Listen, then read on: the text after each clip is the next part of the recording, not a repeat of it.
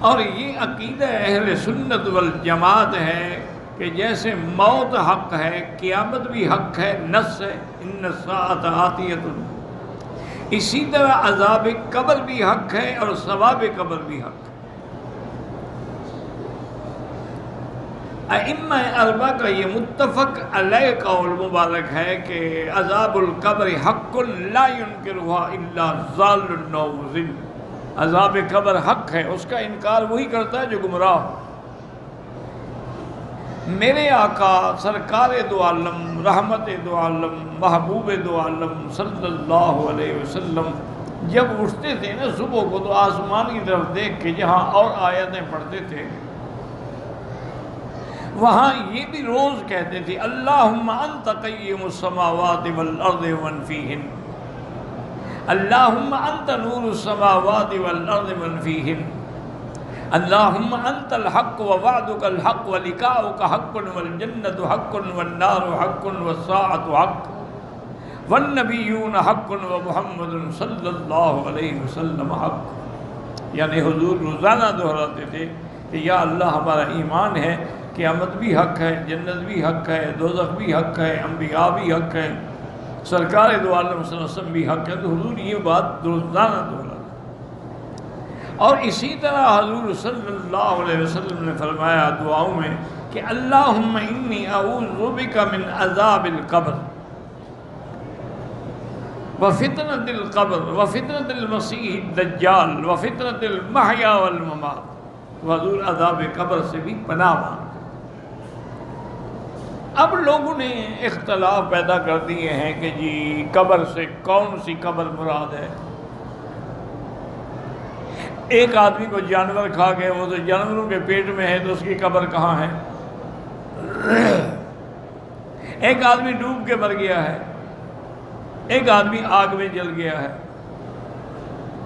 ایک آدمی کسی ہوائی جہاز کے کریشنگ میں ریزہ ہو کے اڑ گیا، پتہ ہی نہیں کہ اس کے ٹکڑے کہاں گئے۔ تو قبر کا کیا مطلب ہوا؟ تو اس لیے وہ یہ کہتے ہیں کہ بس اس بات کو چھوڑ دیں، بعد میں جہاں بھی مرے اس کی روح تو بہرحال نکلے گی، روح مومن کی ہے تو علیین میں ہے، کافر کی ہے تو سجین میں ہے، باقی نہ کوئی قبر ہے، نہ عذاب قبر ہے، نہ وہاں کوئی سوال جواب ہے۔ تو یہ گمراہی ہے، یاد رکھو۔ ایک ہے وہ بندہ جو ہمارے سامنے جس کو موت آتی ہے، ہم اس کی تجہیز بھی کریں گے، تکفین بھی کریں گے اور اس کے لیے قبر بھی تیار کریں گے اور پھر اس میں اس کو دفن بھی کریں گے۔ تو اس کے لیے تو یہی قبر ہے جس میں ہم نے اس کو دفن کیا۔ ثم اماتہ فاقبرہ، اللہ نے فرمایا ہم نے موت بھی دی پھر اس کو قبر بھی دی۔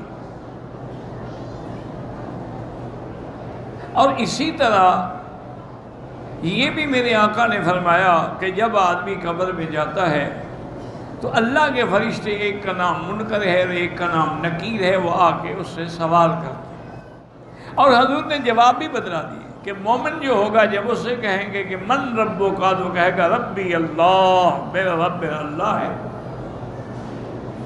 وہ پوچھیں گے ما دینوں کا، وہ کہے گا دینی الاسلام، میرا دین اسلام ہے۔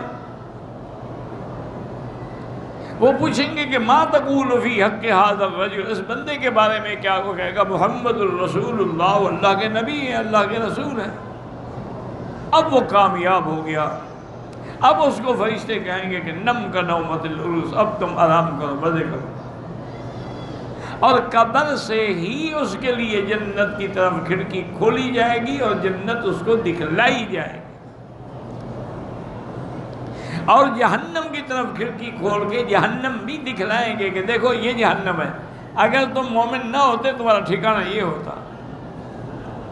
اب چونکہ تم ایمان لے آئے ہو تو اللہ نے تمہارا ٹھکانہ جنت بنا دیا۔ اور حضور نے یہ بھی فرمایا کہ جب کافر سے سوال ہوگا کہ من ربک، وہ کہے گا ہاں لا ادری، مجھے پتہ نہیں میرا رب کون ہے۔ کیوں؟ جس آدمی نے سینکڑوں مقاموں پر سجدے کیے ہوں، اس کو کیا پتا کہ رب کون ہے؟ اس کے لیے تو ہر جگہ رب ہے، کوئی بیٹے دینے والا ہے اور کوئی جناب رزق دینے والا ہے۔ تو اس لیے اب وہ کہے گا کہ جب کہیں گے من ربو کا، وہ کہے گا ہاں ہاں لا مجھے پتہ نہیں، ما دین ہوگا بھائی دین تیرا کیا ہے، کم از کم یہ تو بتاؤ، کہ ہاں ہاں لا ادری پتہ نہیں، ما تقول فی حق ھذا الرجل، اس بندے کے بارے میں کیا عقیدہ ہے، وہ کہے گا ہاں ہاں لا ادری مجھے پتہ نہیں کون ہے، کیا عقیدہ ہے۔ تو اب اللہ کے فرشتے اس کو قبر میں ہی عذاب دینا شروع کر دیں گے، اور اسی طرح بعض قبروں میں اللہ تبارک و تعالیٰ بچھو مسلط کر دیں گے، سانپ مسلط کر دیں گے، اور ملائکہ ان کو گرد ماریں گے۔ حضور نے فرمایا اگر وہ کسی پہاڑ کو مارے تو وہ بھی ریزہ ریزہ ہو جائے۔ اسی طرح ایک دن میرے آقا رحمت دو جہاں صلی اللہ علیہ وسلم قبر کے اوپر کھڑے تھے، جب دفن کر لیا مردے کو تو آپ نے فرمایا فَاسْأَلُوا لَهُ التَّثْبِيتَ، اپنے بھائی کے لیے دعا کرو،